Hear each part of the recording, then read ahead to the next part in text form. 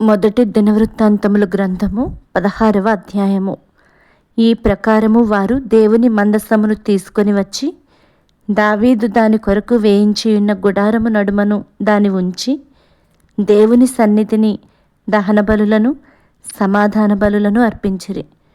దహన బలులను సమాధాన బలులను దావీదు అర్పించి చాలించిన తరువాత అతడు యెహోవా నామమున జనులను దీవించి, పురుషులకేమి స్త్రీలకేమి ఇశ్రాయేలీయులందరిలో ఒక్కొక్కరికి ఒక రొట్టెను ఒక భక్ష్యమును ఒక ద్రాక్ష పండ్ల ఆడను పంచిపెట్టెను. మరియు అతడు యెహోవా మందసము ఎదుట సేవ చేయుచు ఇశ్రాయేలీయుల దేవుడైన యెహోవాను ప్రసిద్ధి చేయుటకును వందించుటకును ఆయనకు స్తోత్రములు చెల్లించుటకును లేవీయులలో కొందరిని నియమించెను. వారిలో ఆసాపు అధిపతి, జకర్యా అతని తరువాతివాడు, ఎమీయేలు షెమీరామోతు, యెహీయేలు మత్తిత్యా, ఏలీయాబు, బెనాయా, ఒబేదెదోము, యెహీయేలు అనువారు స్వరమండలములను సితారాలను వాయించుటకై నియమింపబడిరి. ఆసాపు తాళములను వాయించువాడు. బెనాయా, యహజీయేలు అను యాజకులు ఎప్పుడునూ దేవుని నిబంధన మందసము ఎదుట బోరలు ఊదువారు. ఆ దినమందు యెహోవాను స్తుతి చేయు విచారణను ఏర్పరచి దావీదు ఆసాపు చేతికిని వాని బంధువుల చేతికిని దానిని అప్పగించెను. ఆ స్తుతి విధమేమనగా, యెహోవాకు కృతజ్ఞతాస్తుతులు చెల్లించుడి, ఆయన నామమును ప్రకటన చేయుడి, ఆయన కార్యములను జనములలో తెలియజేయుడి, ఆయనను గూర్చి పాడుడి, ఆయనను కీర్తించుడి, ఆయన అద్భుత క్రియలన్నిటిని గూర్చి సంభాషణ చేయుడి, ఆయన పరిశుద్ధ నామమును బట్టి అతిశయించుడి. యెహోవాను వెదకువారు హృదయమునందు సంతోషించుదురుగాక. యెహోవాను ఆశ్రయించుడి, ఆయన బలమును ఆశ్రయించుడి, ఆయన సన్నిధి నిత్యము వెదకుడి. ఆయన దాసులకు ఇశ్రాయేలు వంశస్థులారా, ఆయన ఏర్పరచుకొనిన యాకోబు సంతతి వారలారా, ఆయన చేసిన ఆశ్చర్య కార్యములను జ్ఞాపకము చేసుకొనుడి, ఆయన సూచక క్రియలను ఆయన నోటి తీర్పులను జ్ఞాపకము చేసుకొనుడి. ఆయన మన దేవుడైన యెహోవా, ఆయన తీర్పులు భూమి యందంతట జరుగుచున్నవి.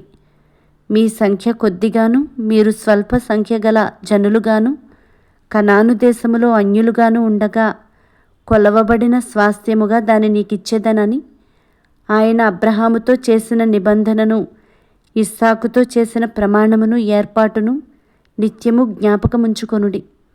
1000 తరముల వరకు ఆ మాట నిలుచునని ఆయన సెలవిచ్చెను.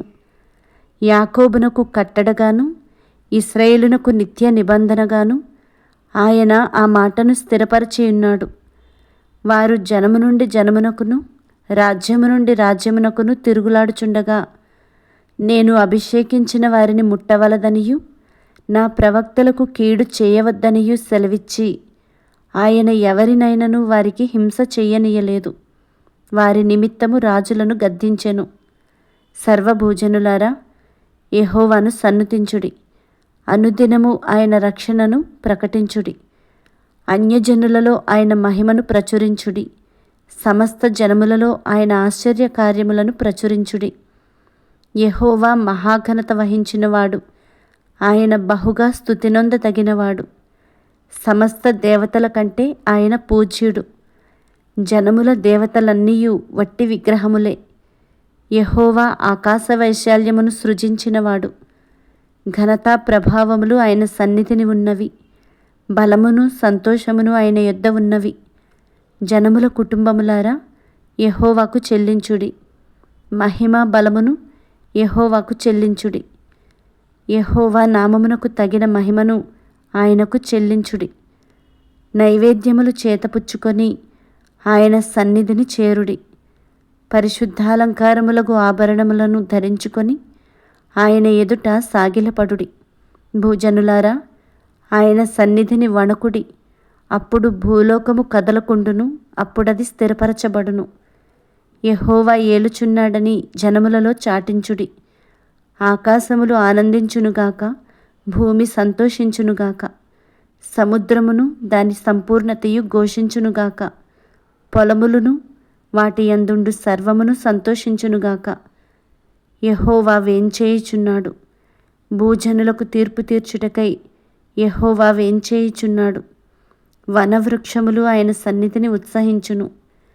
యెహోవా దయాళుడు, ఆయన కృప నిరంతరముండును. ఆయనను స్తుతించుడి. దేవా మా రక్షక, మమ్మును రక్షించుము, మమ్మును చేర్చుకొనుము. మేము నీ పరిశుద్ధ నామమునకు కృతజ్ఞతాస్తుతులు చెల్లించున్నట్లు, నిన్ను స్తుతించుచు అతిశయించున్నట్లు అన్యజనుల వశములో నుండి మమ్మును విడిపింపుము అని ఆయనను బ్రతిమాలుకొనుడి. ఇశ్రాయేలీయులకు దేవుడైన యెహోవా యుగములన్నిటను స్తోత్రమునొందునుగాక. ఈలాగున వారు పాడగా జనులందరూ ఆమేనని చెప్పి యెహోవాను స్తుతించిరి. అప్పుడు మందసము ముందర నిత్యమును కావలసిన అనుదిన సేవ జరుపుటకై దావీదు అచ్చట యెహోవా నిబంధన మందసము మీద ఆసాపును అతని సహోదరులను నియమించెను. ఒబేదెదోమును వారి సహోదరులైన 68 మందిని, యెదూతూను కుమారుడైన ఒబేదెదోమును హోసాను ద్వారపాలకులుగా నియమించెను.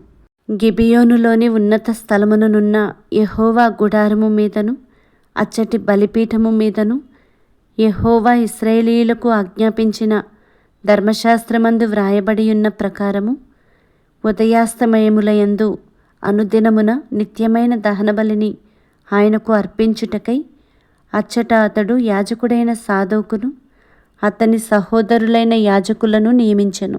యెహోవా కృప నిత్యముండునని ఆయనను స్తుతి చేయుటకై వీరితో కూడా హేమానును యెదూతూనును పేళ్ల వరుసను ఉదహరింపబడిన మరికొందరిని నియమించెను. బూరలు ఊదుటకును తాళములను వాయించుటకును దేవుని గూర్చి పాడతగిన గీతములను వాద్యములతో వినిపించుటకును వీరిలో నుండి హేమానును యెదూతూనును అతడు నియమించెను. మరియు యెదూతూను కుమారులను అతడు ద్వారపాలకులుగా నియమించెను. తరువాత జనులందరూ తమ తమ ఇండ్లకు వెళ్ళిపోయిరి. దావీదును తన ఇంటివారిని దీవించుటకై వారి యొద్దకు పోయెను.